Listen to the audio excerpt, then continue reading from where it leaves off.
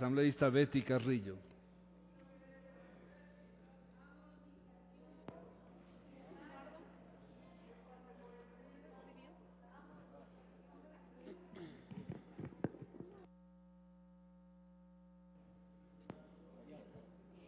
Señor presidente, compañeros asambleístas, creo que básicamente las discusiones aquí tienen mucha relación con la concepción filosófica que tengamos sobre la vida y sobre la apreciación que tenemos en cuanto a cómo deben ser distribuidos los modos de producción.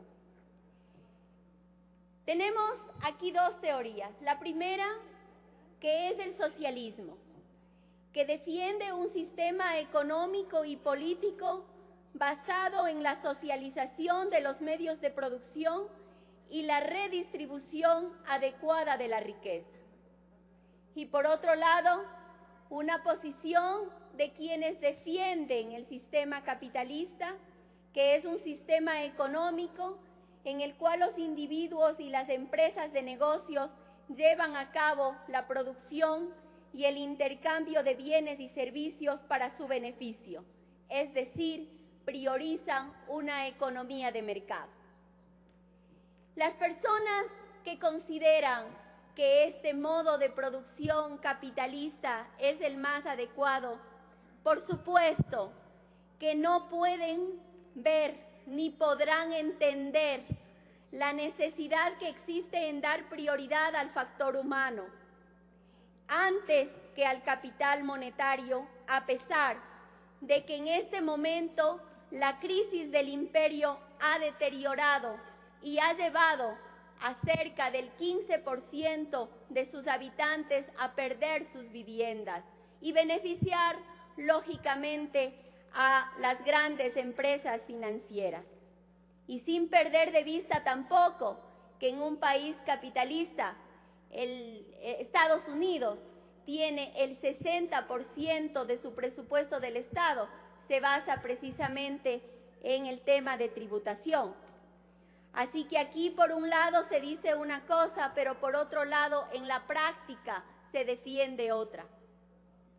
Quienes priorizamos al ser humano frente al capital, consideramos que la inversión social que ha dado este gobierno de la Revolución Ciudadana es significativo y por lo tanto no estamos de acuerdo que aquí se pretenda decir lo que consta en el informe de minoría firmado precisamente por los asambleístas Ulloa y Dávila, en donde consideran y unen al tema del gasto militar y la policía por un lado y por otro lado al tema de la educación, lo dividen y lo ponen educación básica por un lado y universidades por otro, diciendo en sus discursos que nosotros damos más importancia a las fuerzas militares y al armamento para la represión que a la educación y a la salud. Eso es una mentira. Es decir, dividen los rubros de acuerdo a sus intereses para mentir al pueblo ecuatoriano. Tampoco estamos de acuerdo con que el MPD, por ejemplo, cuando estuvo cogobernando con Lucio Gutiérrez, ahí sí dieron un mayor presupuesto a la defensa nacional frente a la educación, en un 9%.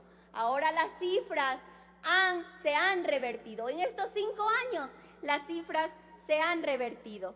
Y nosotros tenemos que en este momento a la educación se le ha asignado el 68% más de lo que es la defensa nacional.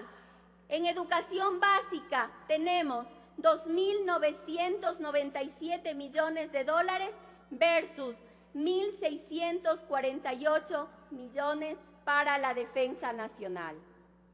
Aquí se quiere engañar al pueblo ecuatoriano usando cifras sin informar a los ciudadanos y se dice que en el sector de la defensa y el sector de asuntos internos, se incluye la dignificación de los salarios de las Fuerzas Armadas y la policía. ¿Acaso la oposición y acaso aquellos compañeros que ahorita están pidiendo la palabra y que siempre defienden a las Fuerzas Armadas y a la policía están en desacuerdo en que no se pague salarios dignos y gastos de alimentación a los más de 130,000 funcionarios cuya mayor parte son efectivos de la fuerza pública? Entonces, vayamos visualizando y viendo realmente cómo está este presupuesto. Quienes priorizamos la dignidad humana y buscamos equilibrar la desigualdad social, nos sentimos orgullosos que ahora el endeudamiento del Estado sea para proteger a los que más necesitan y no sea un endeudamiento para proteger a ese grupo minúsculo que antes se protegía de aquellos grandes empresarios que se enriquecían y que no apoyaban nada. Aquí se ha hablado muchísimo de que se ha bajado la inversión extranjera. ¿Saben por qué? Porque ahora este gobierno le apuesta a nuestra gente.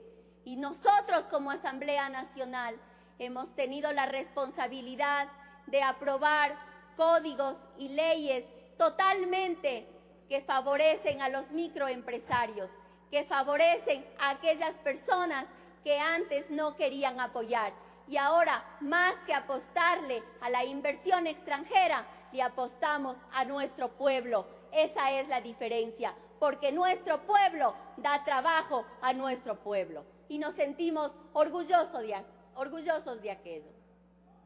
Quisiera presentar brevemente cifras que tienen relación y que visualizan de cómo es que este gobierno de la Revolución Ciudadana efectivamente ha ido cambiando esa larga noche neoliberal de desigualdad que existía. Del 2006 al 2010, las cifras de pobreza, de la extrema pobreza, han bajado significativamente. En el 2006, del 16% al 2010, que tenemos ahora un 13%. La siguiente, por favor.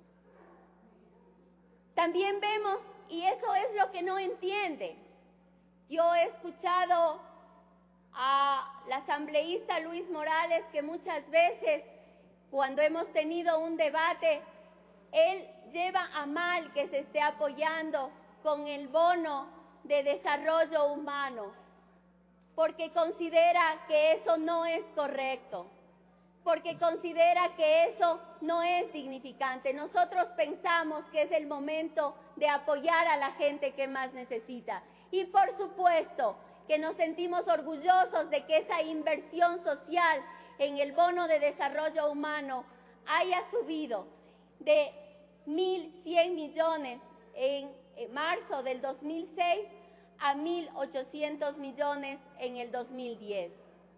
La siguiente. Y muchos no podrán entender que por qué aquellas personas que en ningún banco se les daba créditos, ahora sí les demos créditos en el MIES.